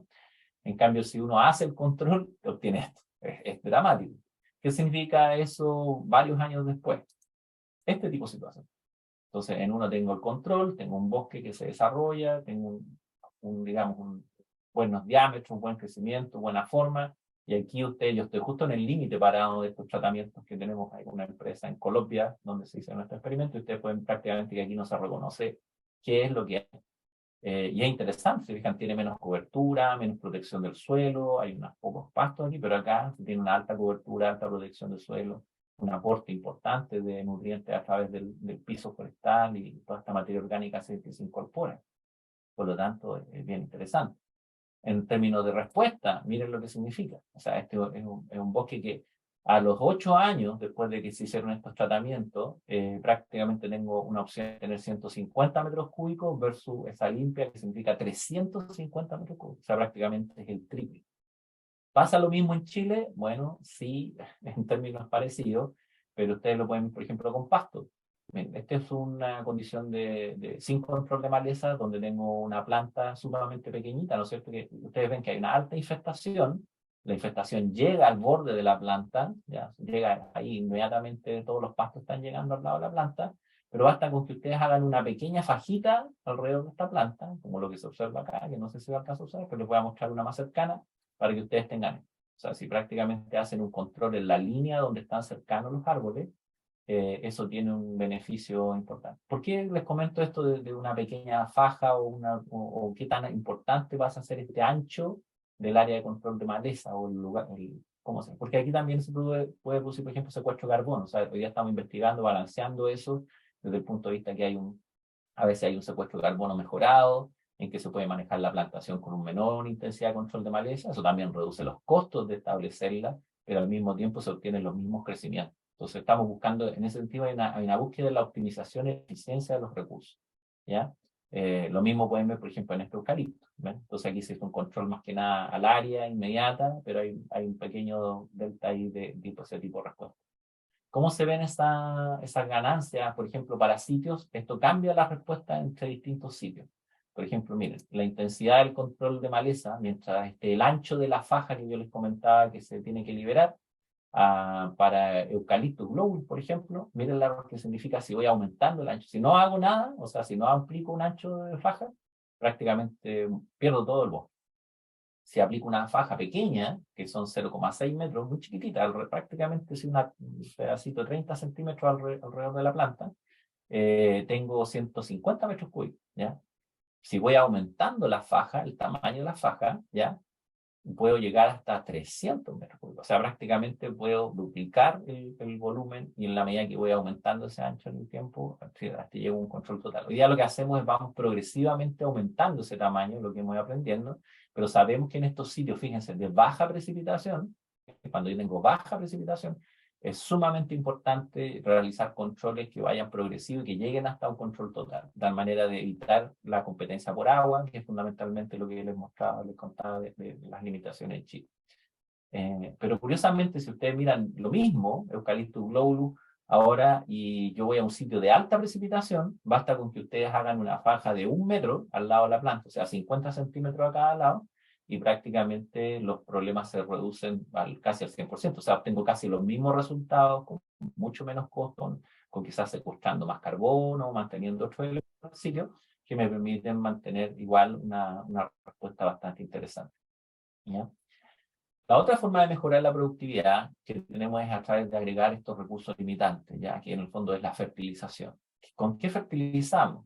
Bueno, uno pensaría que todo se requiere fertilizar todos los nutrientes, todos los macros, los micros, pero la verdad es que en muchos casos los nutrientes más críticos pasan a ser nitrógeno, fósforo, potasio, pero el fundamental en Chile es boro. Boro es uno de los elementos que no puede fallar en el establecimiento de ningún bosque o plantación. Inclusive esto se ha ido olvidando a veces la gente en el tiempo. Yo ya tengo mis años en el tema esto de investigación, y a veces se va olvidando la importancia del boro en lo que significan las aplicaciones dentro del primero o segundo año de la plantación, porque se ha ido mutando a veces las técnicas de la estrategia de fertilización. Ahí les voy a comentar un poquito. ¿Ya? Pero de los nutrientes, los sitios más erosionados, los que son más críticos, pasan a ser estos que tenemos acá arriba, sobre todo en este orden, yo diría nitrógeno, fósforo y potasio, fósforo quizás más en algunos suelos volcánicos, ¿ya?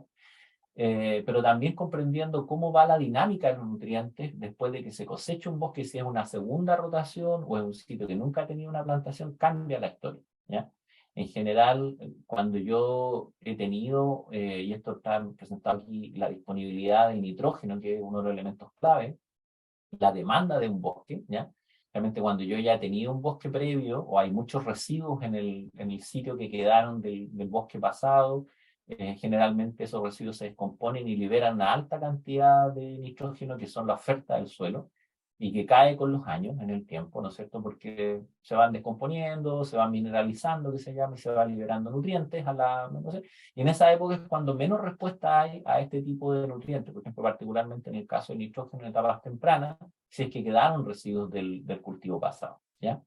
Y además porque la plantación tiene un uso bajito potencial, no requiere tanto, es una planta pequeña, no es capaz de asimilar todo eso, y generalmente aquí en esta etapa es cuando salen muchas malezas, las malezas son las que se aprovechan de alguna manera de ocupar todo este nitrógeno que está en esa etapa. Y cuando la plantación va desarrollando, obviamente a los 5, 6, 7, 10 años, en esta etapa en que va creciendo, va desarrollando lo que se llama la masa foliar, son las hojas las que hacen crecer a los árboles, y por lo tanto esa masa foliar que se va desarrollando va aumentando el uso potencial para hacer fotosíntesis, porque así es como crece la planta, ¿no es cierto? Fija el carbono del aire, y eso va permitiendo que las tasas de crecimiento del bosque va acelerando, va creciendo cada vez más hasta que llega a una tasa de máxima área foliar y donde se mantiene un uso de nutrientes constante en el tiempo. O sea que tiene que mantener para formar el follaje nuevo y sostener el que tiene, ¿no es cierto? Y todos los recursos. Y va cayendo la oferta del suelo, del sitio muchas veces, y aquí donde a veces se encuentran buenas respuestas a la fertilización a edades, digamos, más avanzadas, particularmente con nitrógeno, potasio, fósforo y a veces boro. Y en esta etapa temprana, generalmente las respuestas son más a fósforo, que a pesar de que hayan residuos, a veces la liberación del fósforo es lenta y por lo tanto las respuestas a veces a fósforo, boro son importantes en etapas tempranas. ¿Cómo se ve la respuesta a la fertilización? De una manera sencilla. Por ejemplo, ustedes tienen un bosque no fertilizado y este es un bosque fertilizado, ¿ya? Fíjense que la respuesta es súper clara. No fertilizado, fertilizado. ¿Qué es lo que ven? Una diferencia en el crecimiento de la masa de follaje, la masa fotosintética. Si no ven eso, quiere decir que no hay respuesta a la fertilización. Es decir, la razón por la cual, y esto aplica a todo lo que veamos, control de maleza, fertilización, preparación de suelo, la razón por la que nosotros vemos una respuesta en crecimiento de un bosque y que podemos decir, ahora sí respondió, ahora está bien, va a crecer bien, es cuando tenemos una alta masa foliar, esto que se nos conoce como área foliar, a veces nosotros hablamos del índice de área foliar. Y si nosotros tenemos una respuesta importante, sobre todo cuando hacemos una fertilización, significa que tenemos que observar una respuesta a la masa foliar porque es como mejoramos la fábrica de fotosíntesis del bosque para que tenga mejor crecimiento futuro, ¿ya? Lo mismo para cualquier otra técnica de establecimiento, control de maleza, como mencionaba, o preparación de suelo. Esta determinante es como digamos, el factor común de todo lo que tiene que ver con mejorar la productividad del sitio. Y obviamente en sitios que son muy erosionados, como los que les mostraba que de alguna manera gran parte de las plantaciones forestales en Chile se fueron estableciendo sobre este tipo de condiciones, la aplicación de fertilización, distintas formas que se puede aplicar en superficie, en hoyos, como sea, ha sido fundamental. Esta es como la manera en que se aplica, ¿ok? Hay ventajas, desventajas, dependiendo del tipo de suelo, cómo se aplica, sería largo explicar. Daba una clase completa. Bueno, ¿qué tan importante es el tema del boro? Que si les pudiera transmitir algo para Chile en términos clave, bueno, para que vean. Esta es la diferencia. Estos árboles que están aquí fueron establecidos el mismo día, con las mismas condiciones de preparación de suelo, de control de maleza, pero la única diferencia es que los árboles de atrás tienen 3 gramos de boro aplicados a la fertilización al establecimiento y los del frente no. El boro es un elemento esencial que hace que falle el sistema, digamos, de producción de células apicales, tanto a nivel de raíces como de los tejidos que hacen crecer a la planta. Por lo tanto, al fallar en los puntos de crecimiento, la planta se deforma, no tiene desarrollo, no puede crecer raíces, tampoco adquiere otros nutrientes. Por lo tanto, el boro es fundamental, es uno de los elementos clave. Ustedes pueden tener, ¿tengo esto o no tengo esto? Si, por ejemplo, en términos de si alguien hace una asesoría con pequeños propietarios, eso es fundamental, este tipo de elementos. Imagínense lo que significa esto para alguien que tiene pocos recursos y tiene que hacer una inversión y que hizo toda la demás inversión y falló una herramienta común. O sea, no puede ser. La fertilización en Chile se ha ido olvidando históricamente y pasa a ser fundamental para que tengamos buenos bosques, buena calidad de madera, buen secuestro de carbono, etc. Aplica para eucaliptus también. Bien, acá están los eucaliptus que por acá se han quemados, todos chiquititos allá cuando vamos con este, y aquí están los que sí, 3 gramos de boro por planta. Así que es fundamental eso. En otros países, este mismo tipo de respuesta, por ejemplo, se ve con fósforo. ¿Ya? Por ejemplo, en Brasil, acá en Chile, uno no, difícil que vea una respuesta de estas magnitudes. ¿Ya? Hay efecto del fósforo, pero es menor. Pero se observan más o menos los mismos problemas. No con el problema del boro, es más serio. ¿Ya? En Brasil también hay problema de boro, de todas maneras, en algunos sitios. Pero estos suelos oxisoles son de los suelos más antiguos, más desgastados del planeta. Nosotros en Chile no tenemos oxisoles. Por lo tanto, todo lo que nosotros a veces gente intenta transferir de Brasil a Chile, no funciona. Entonces hay que conocer bien las características de los suelos, nuevamente del clima, para saber qué información puedo transferir. ¿Ya? Pero les muestro las magnitudes de respuesta que yo puedo tener en esas condiciones. Aquí hemos desarrollado varios experimentos que vamos tratando de aislar. Aplicamos todos los nutrientes posibles y vemos cuánto volumen se gana, por ejemplo, en las plantas en etapas tempranas, y después uno va aislando qué elemento va dejando fuera de esta fertilización completa, el nitrógeno, y va viendo cuánto pierde crecimiento, y si aísla solamente el fósforo, miren, prácticamente se pierde todo el crecimiento, y también se aísla el potasio, y así vamos viendo los precios. Si aislamos el azufre, no pasa nada, prácticamente la misma respuesta. Y si aislamos los microelementos, se fijan, aquí en estos sitios, por ejemplo, que hemos investigando en este sitio, aquí el crecimiento es tremendo, como lo que veíamos con el boro. Y por lo tanto, aquí se ven esas respuestas. Todos los nutrientes, ven, consistentes en eucalipto, con perder los micronutrientes. Parte de los temas de fertilización han ido mutando. Antes se fertilizaba tradicionalmente con fertilizantes granulados en dosis altas. Ahora se ha ido mutando a una técnica que es de usar fertilizantes de alta eficiencia al establecimiento de la planta, porque pueden proveer algún nutriente crítico con el sistema radicular. ¿Dónde aplica esto? Desde mi perspectiva, dándole un poquito de orientación. Aplica muy bien cuando tengo deficiencias de fósforo. Ya en sí, estos productos de alta eficiencia o productos de lenta o de mediana lenta liberación, ya porque se entregan más lento, más acorde a los precios de la planta, permiten una buena aproximación fundamentalmente desde el punto de vista de mejorar condiciones de eficiencia del uso de fertilizante, pero particularmente del fósforo. Los sitios que tienen limitantes por fósforo tienen mejor respuesta en esta situación. Pero muchos de estos fertilizantes no tienen a veces las cantidades de boro mínimas para la planta a establecer en Chile, que Chile es un país que en sí tiene deficiencia de boro en la mayoría de los sitios, ¿ya? Es por un tema del origen de nuestros suelos, que también da como para una clase de explicar, pero lo voy a mencionar que es eso que tenemos consistentemente esa respuesta, ¿ya? Estos fertilizantes de alta eficiencia, algunas investigaciones nosotros lo hemos ido vinculando en una estrategia de fertilización en distintas profundidades, y hemos encontrado respuestas bastante buenas por el lado eucalipto. Ven que, por ejemplo, sin esa fertilización con fertilizante de eficiencia, combinados con las fertilizaciones de rápida entrega o donde complementamos, han dado buenas respuestas. Y también otras cosas interesantes en esta línea es entender las respuestas clonales. Algunos clones tienen más necesidad de fertilización completa, otros menos necesidad de fertilización completa. Si en algunos yo saco el fósforo, por ejemplo, del material, tengo respuestas diferenciadas, ¿no es cierto? Entonces, los materiales genéticos que se están generando muchas veces también tienen respuestas diferenciadas, que es parte de lo que estamos investigando hoy en día, ¿ya? También la fertilización se aplica a la mitad de la rotación de un bosque. Ustedes pueden ver aquí, por ejemplo, qué significa bosque sin fertilización y un bosque fertilizado a la mitad de la rotación. Y como pueden ver, siempre se da este factor, ganancia en área foliar, ganancia en la masa de hoja, que es por ahí por donde crecen las plantas. Y eso nunca se le debe olvidar a ninguna persona que trabaja en un bosque. O sea, cuando miramos un bosque, vemos sus características. Mientras mayor sea la masa foliar, mayor va a ser la tasa de crecimiento, porque los árboles crecen en el fondo a través de capturar esa luz que hace fotosíntesis y que permite el crecimiento de la madera. ¿Okay?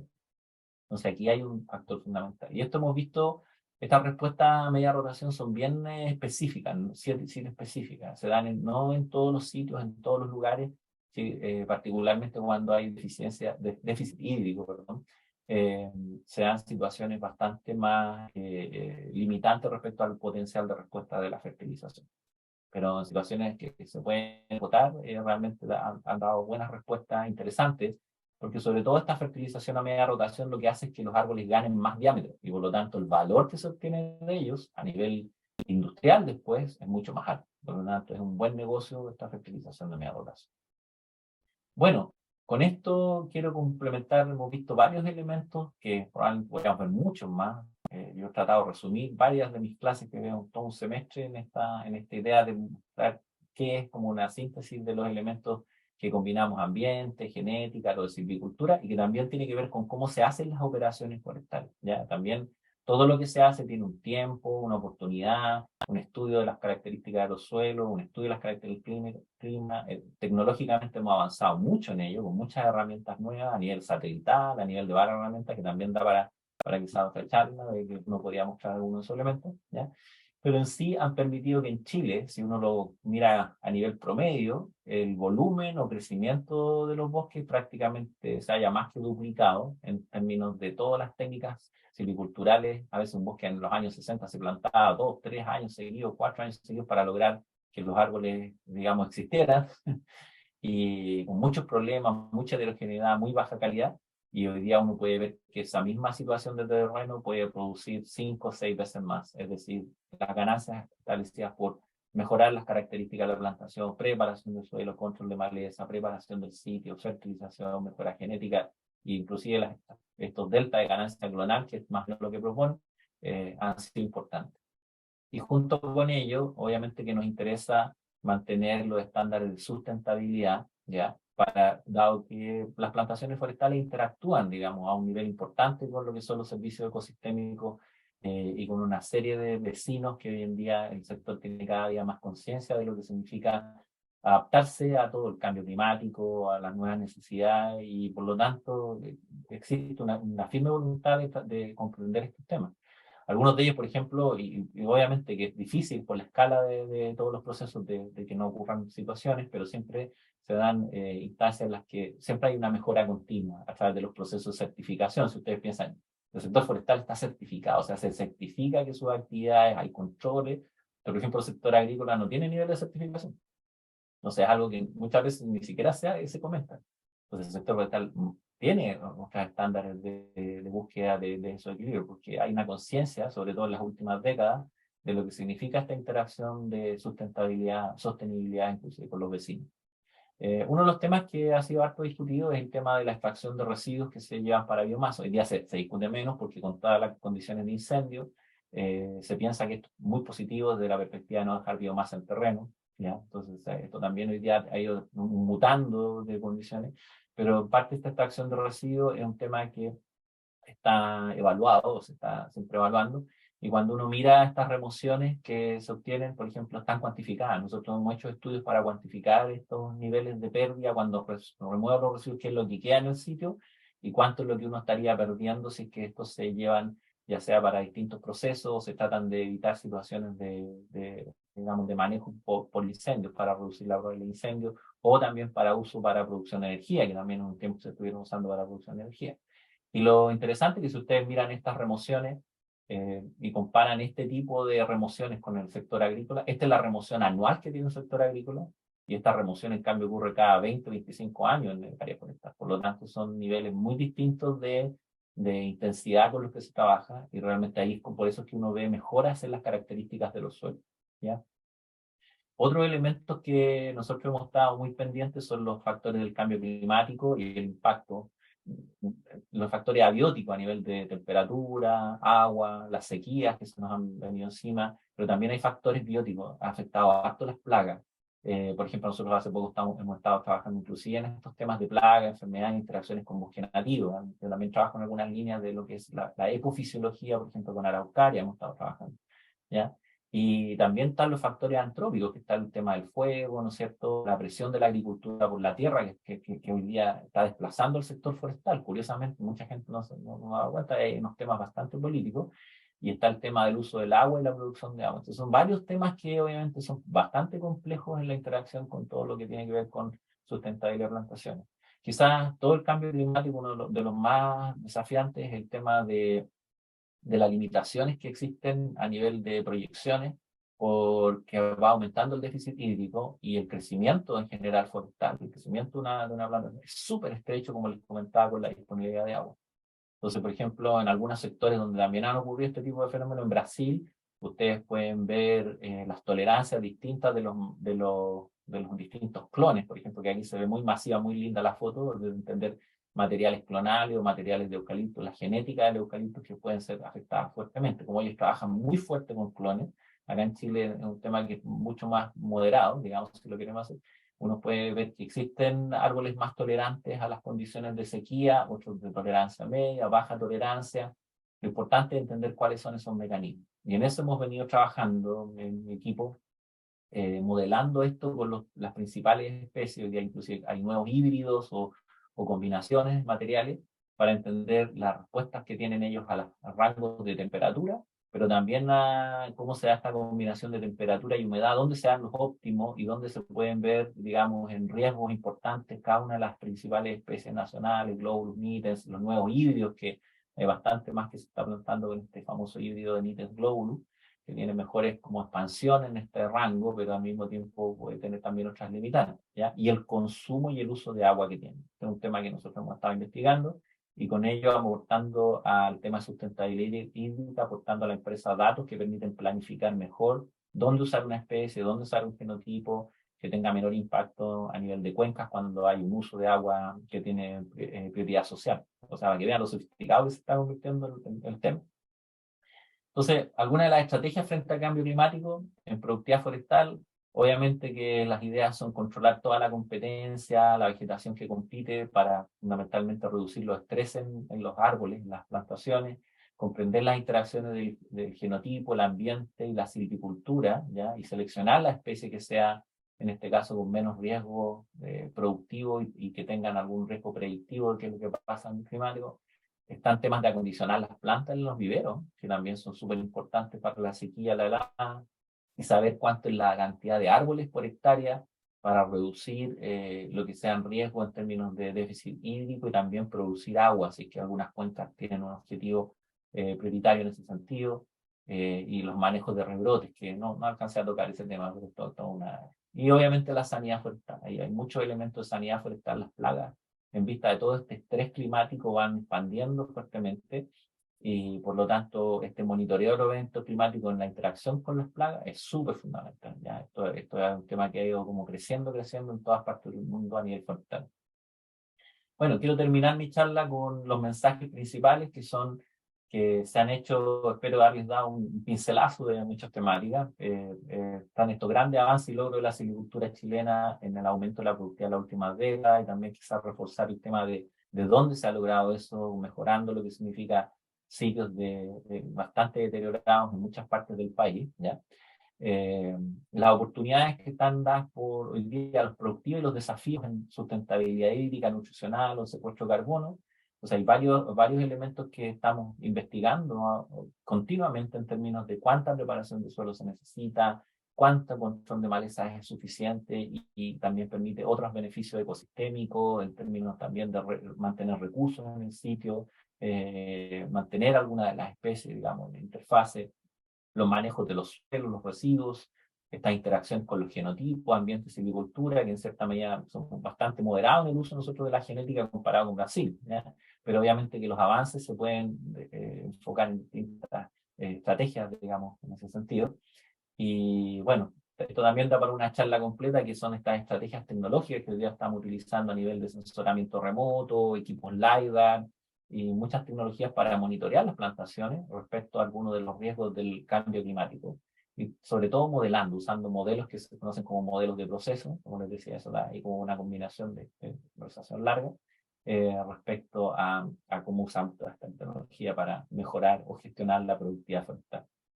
Con eso quiero agradecer, obviamente, al organismo que me aloja, que es la Cooperativa Productiva Forestal, por el cual puedo compartir la mayor parte de estos resultados, y a nuestro proyecto Senama Anil Basal, que nos está dando este marco de interacciones con todas las personas que están participando. Y agradecer también a las organizadoras acá, organizador por ahí también, que conozco menos que está por ahí atrás, agradecerles y también por esta oportunidad de compartir a Enlaces Senama. Bueno, eso muchísimas gracias, de verdad, profesor. Muy interesante su exposición con respecto a el mejoramiento genético de las plantaciones.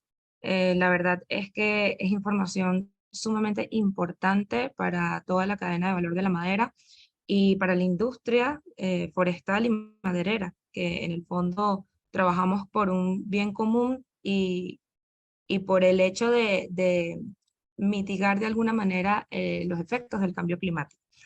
Bueno, como le había comentado al principio de su exposición, antes de que comenzara, ya hemos recopilado las preguntas, algunas dudas que surgen de nuestros participantes y le pido que, bueno, nos acompañe hasta el final para que pueda responderlas. no hay problema. Por acá nos comenta Jorge Román, gracias por esta excelente charla. Bueno, felicitaciones, de verdad que sí, estuvo muy dinámica, muy buena, y los ejemplos también increíbles. Por acá nos comenta Patricio Argandoña. El cierre de la planta de Licanten, o de Licanten, se debe a la baja productividad de las plantaciones, puesto que los índices de sitios son malos donde se plantaron y por los efectos de la crisis hídrica. ¿Esto es cierto, profesor?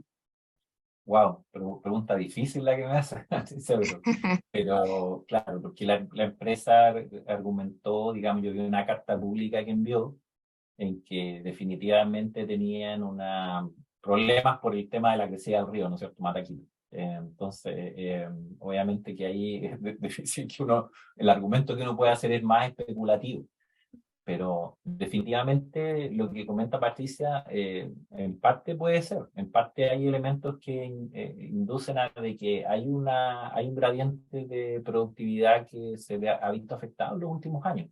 De hecho, muchas de las empresas forestales lo saben y es parte de la planificación, y para mí lo que más representa en sí, quizás no puedo darle una respuesta tan categórica como para decirlo, porque uno tendría que sumar obviamente la respuesta de la empresa ahí en términos prácticos, ¿ya? Pero lo que sí es evidente que hay una incidencia de los factores de cambio climático en el rango de donde se pueden obtener plantaciones productivas, ¿ya? Entonces, esa es parte de una adaptación que es parte del monitoreo y estrategia. Y obviamente que para una empresa o una planta de pulpa, la localización de donde está ella es clave. O sea, es decir, si yo no puedo traer materia prima del alrededor con los ciertos niveles de productividad, probablemente podría ser un desafío. Ahora, cuando uno lo analiza desde lo que conoce, desde las distancias de transporte, no puedo no negar que la existencia de la planta,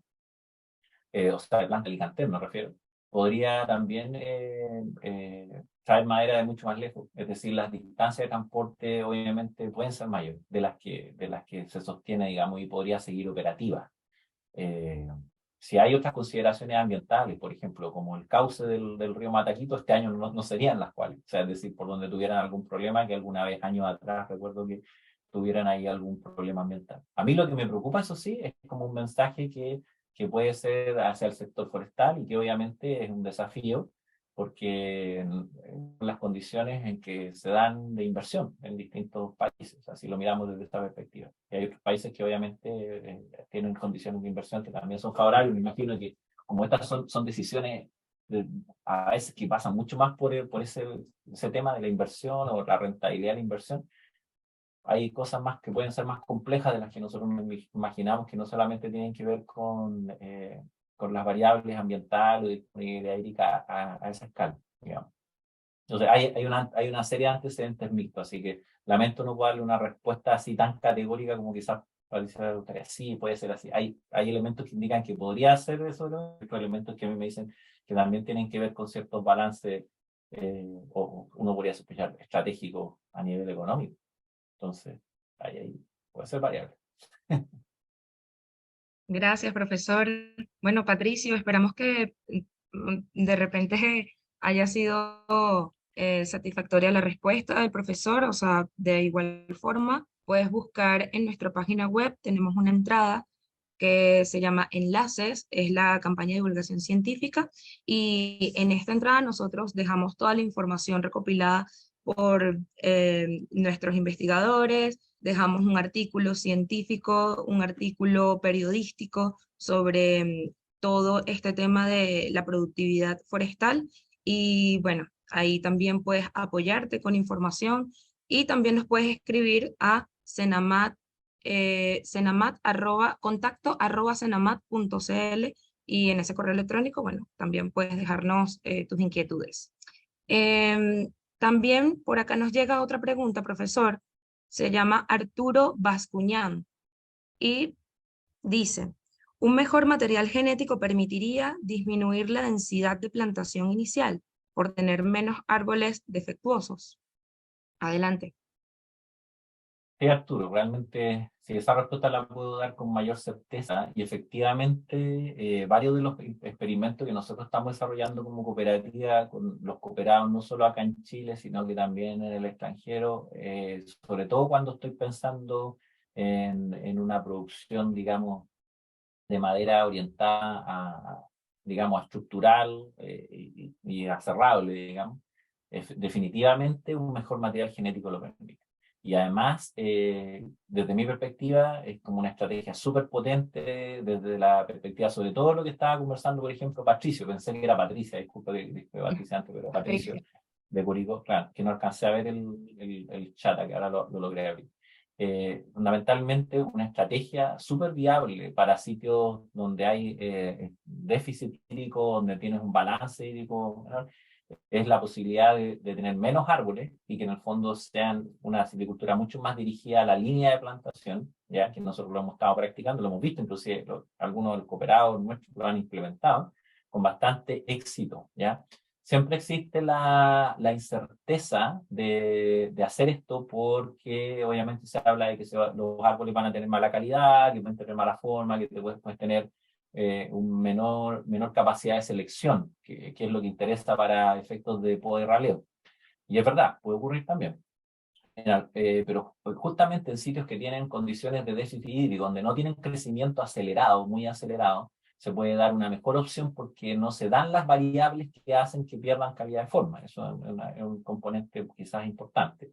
Por otro lado, lo que uno tendría sería obviamente una reducción de costos silvícolas, porque tienes en el fondo menos líneas, pero las tienes que atender con más cuidado, que es algo que nosotros en Forestal no lo tenemos tan implementado. O sea, si uno quiere manejar un bosque con menos individuos, tiene que atender esa línea de plantación con más cuidado, más años, a pesar de que tiene que distribuir un poco ese costo inicial que antes lo hacía para, por ejemplo, no sé, 30 o 50 líneas o más. Esa ahora lo va a tener que destinar para 25 o 22 para un trabajo mucho más, o sea, cuidando más ese desarrollo y al mismo tiempo aplicando algunas estrategias de poda más temprana o entrando al bosque con mucha mayor observación. Pero sí efectivamente es una combinación de cosas. Ese material, el tema es, ¿tengo el material genético o no lo tengo? Para disminuir la densidad lineal de plantación. Y ese es un tema que no es sencillo, y no es sencillo en Chile, porque esto lo hemos conversado con muchos colegas, porque la estrategia de selección de material genético familiar en Chile por muchos años fue producir más volumen. Entonces es fácil encontrar material con mayor volumen de copa, con ramas más gruesas. Entonces, obviamente que eso requiere mayor intensidad en eso que estábamos comentando ahora, para poder lograr algo parecido. En cambio, a mí me ha tocado observar algunas selecciones genéticas, por ejemplo, con Pino Taeda en Argentina o también en Estados Unidos, que han permitido que uno pueda observar materiales que prácticamente no cambian en nada la estructura. Lo mismo que les mostré esa lámina entre el material familiar y el clonal lado a lado, ¿no es cierto? Que se veía uno de los colegas que la estaba mostrando ahí, en que la estructura del árbol no cambia para nada. y además mantiene tasas de crecimiento, digamos, muy parejas con intervalos largos, con muy buena calidad. Entonces uno podría proyectar ese tipo de estrategias, de disminuir la densidad de plantación inicial en sitios en los que, sobre todo con esto mirando esta perspectiva, en sitios con mayor déficit hídrico o estrés hídrico, sería también una estrategia. Además, daría como una asociatividad con mejores condiciones ambientales, o como la pudiéramos estar mirando desde esa perspectiva, o sea, para también producir más agua, tener menos conflicto con los temas de uso de agua, ¿ya? Es lo ideal en un sitio de muy alta productividad, puede ser que haya que manejarlo de una manera distinta, con más intervenciones, sobre todo en las fases iniciales, porque los sitios de más alta productividad ya empiezan a tener otros, sobre todo con los materiales genéticos que en Chile tienen a veces estos problemas de deformación fustal, algunos de esos elementos que generalmente entran dentro de un análisis adicional, ¿ya? Eso las empresas lo han tratado de resolver estableciendo cuttings en general, más que materiales de semilla. Necesito sobre todo cutting que le llaman un field cutting, que es un cutting envejecido que viene de terreno, ¿no es cierto? No sé si conocerá el tema, pero me imagino que sí, pero que permite de alguna manera obtener una planta que tiene una estructura de copa mucho más regular, ¿ya? Por lo menos los antecedentes muestran eso, ¿ya? Y son técnicas que usaron en Nueva Zelanda, digamos que viene un poco ese know-how de portado a Nueva Zelanda, porque también tenían los mismos problemas en algunos sitios de alta fertilidad. Eso podría comentar por mientras. Gracias, profesor. Bueno, Arturo, ahí tienes la respuesta y bueno, nuevamente los invito a que de igual forma se conecten en nuestras redes sociales, visiten nuestra página web, tenemos una entrada, enlaces, el valor de transferir. Acá nosotros dejamos toda la información que vamos publicando mes a mes sobre esta campaña y de ahí también dejamos material de apoyo técnico y científico para que puedan apoyarse mucho mejor. Ahora, vamos con una última pregunta, profesor, porque se nos acaba el tiempo. Esta pregunta viene de Alejandro López y dice, sobre plantaciones clonales, ¿no sufren de alguna vulnerabilidad contra agentes dañinos? Adelante. Ok. Se podría decir que sí y no. En general, la respuesta es mixta ahí. La observación muestra de que podrían potencialmente ser más vulnerables, ¿ya? Se ha visto en algunos casos de que podrían llegar a ser más vulnerables. Yo les mostraba, por ejemplo, el caso de Brasil. Lo vieron ahí en esa imagen donde se veían algunas plantas de baja tolerancia y alta tolerancia. Entonces, lo que ocurre con estos materiales clonales, hay varias cosas que están en juego ahí. Que en rigor deberíamos nosotros calzar el material clonal al sitio. Entonces, por ejemplo, el agente dañino, si en este caso nos estamos refiriendo a un agente que es de tipo abiótico, o sea, que es del ambiente, por ejemplo, como sequía o fertilidad u otro, tengo que conocer bien la interacción de ese material clonal, en particular si es eucalipto. El eucalipto es mucho más sensible en ese sentido. Si yo estoy trabajando con un clon, en cómo ese clon se ajusta a un sitio. Ya, esto se sabe hace muchos, muchos años por investigaciones de los australianos, los neozelandeses, nosotros mismos también, sabemos que esa relación entre el clon y el sitio es muy, muy específica. ¿Ok? Al mismo tiempo, en el caso del pino es un poco más flexible, por lo que nosotros hemos observado, pero hay que reconocer que el trabajo clonal en Chile ahí está un poco dividido entre empresas, las estrategias son distintas, pero en general, o sea, mis observaciones, por lo menos también mirando otros sitios en otros países, ha sido de que este material clonal es menos sensible en pino que, por ejemplo, en el caso de eucalipto, cuando nosotros lo miramos ajustado al sitio. Ahora, se producen problemas, Alejandro, en temas de, a veces, en la propagación de las plantas, y que no tienen que ver a veces con el material clonal. Y eso ha sido difícil de dilucidar. ¿Por qué? Porque a veces cuando se selecciona ya un material clonal o un buen material, a veces los materiales están envejecidos y cuesta hacer lo que se llama como hacerlo retroceder en el tiempo, porque se sabe que es un buen material clonal, se selecciona, pero después llevarlos a buenos procesos de viverización y producción de planta también ha generado algunos problemas de interacción ahí, y a veces eso es lo que se ve en terreno. ¿Ya? Eso desde el punto de vista de las variables a considerar. Entonces, tengo que conocer muy bien si ese material clonal que voy a llevar, qué riesgo representa, ¿ya? Y que también lo conozco para llevarlo a un sitio específico. Entonces, por ejemplo, las empresas que tienen muy buena información probablemente pueden hacer ese tipo de apuestas. quizás para un pequeño, mediano propietario, un poco más desafiante conocerlo, saberlo, a menos que pueda replicar algo por el vecino o algo, una empresa así que tiene acceso, pero hoy día son muy limitados. Desde el punto de vista de plagas, la literatura habla de que existen ciertos riesgos de los materiales clonales porque podrían ser demasiado homogéneos desde la perspectiva de que algún agente biótico los afecte, ¿ya? Pero también está lo otro, de que uno puede encontrar materiales genéticos o materiales clonales, y esto lo digo por experiencia propia, trabajando en experimentos, en los últimos 10 años he trabajado con experimentos de materiales clonales en términos de entender el uso del agua, la eficiencia del uso del agua, el secuestro de carbono, y también, curiosamente, en mis experimentos he tenido la situación de que se han dado diferencias súper importantes de un material clonal que es resistente a plagas y otros que no. O sea, te llegan algunos de los experimentos y afectan a parte de las respuestas que uno quiere investigar, pero hemos tenido suerte que no ha sido tanto. Pero en definitiva, también entonces, ¿qué muestra eso? De que hay una oportunidad a través de un material genético o de un material clonal de seleccionar plantas que te permiten resolver los problemas bióticos, o sea, que decir que tienen menos efecto en este caso, de las plagas sobre ellos, y también algunos problemas abióticos, es decir, del ambiente. Y por lo tanto hay una oportunidad ahí al seleccionar esos materiales para poder trabajar en términos genéticos con mantener o reducir los riesgos productivos, ¿ya?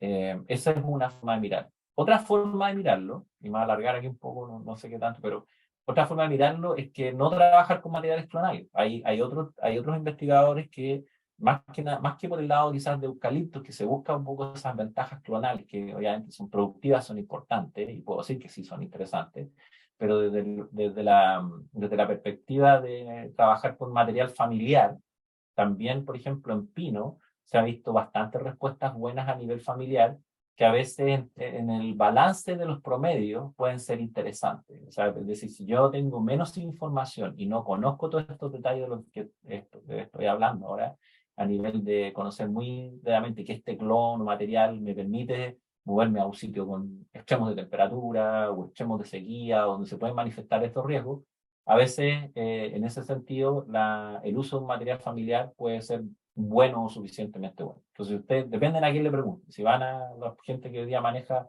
programas genéticos, algunos apuestan más por estrategias familiares y hay otros que apuestan más por estrategias clonales. Ya hay empresas que tienen políticas distintas. De hecho, en Chile las empresas, por ejemplo, en el caso de Pino Radiata, tienen algunas estrategias distintas.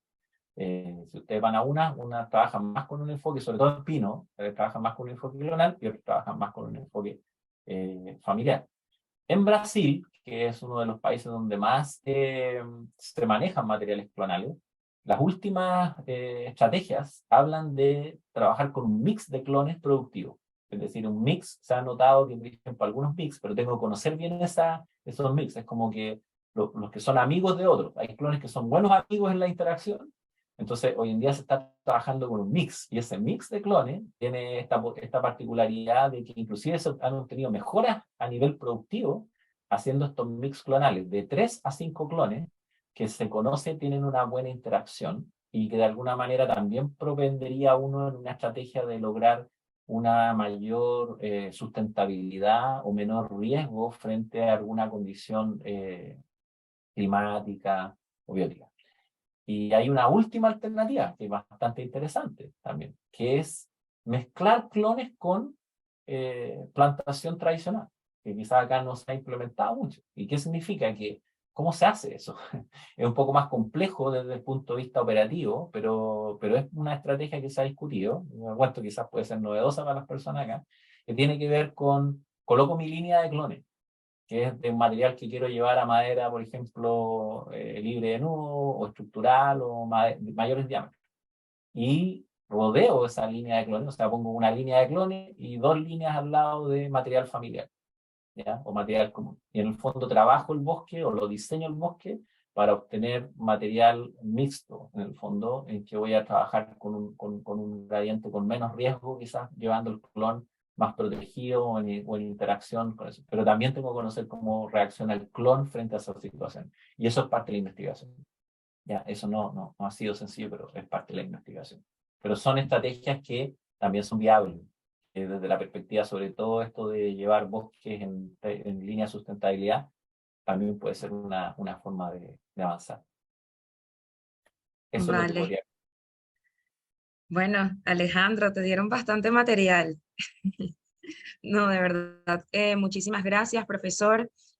Alejandro, muchas gracias por interesarte también. Igualmente, Sebastián, Patricio, Jorge, por tus comentarios. Gracias. Gracias, profesor, por acompañarnos el día de hoy. Sé que estamos en unas fechas un poco complicadas porque ya se acerca el 18, y precisamente por eso valoramos muchísimo que el día de hoy esté acompañándonos. Igual que todos ustedes que vienen acompañándonos desde el primer mes de enlaces.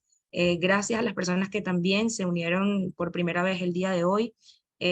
Durante lo que resta de campaña, vamos a conversar sobre el desarrollo de bioproductos y luego nos adentraremos en temas netamente de construcción con madera. Esto como para abordar toda la cadena de valor de la madera que manejamos desde el centro. El día de hoy, ya con esta exposición, estamos cerrando el primer trimestre de enlaces y así como cerramos el primer trimestre, cerramos también el tema de sustentabilidad y productividad forestal. A partir del próximo mes empezaremos a ver, como les había comentado, el desarrollo de bioproductos.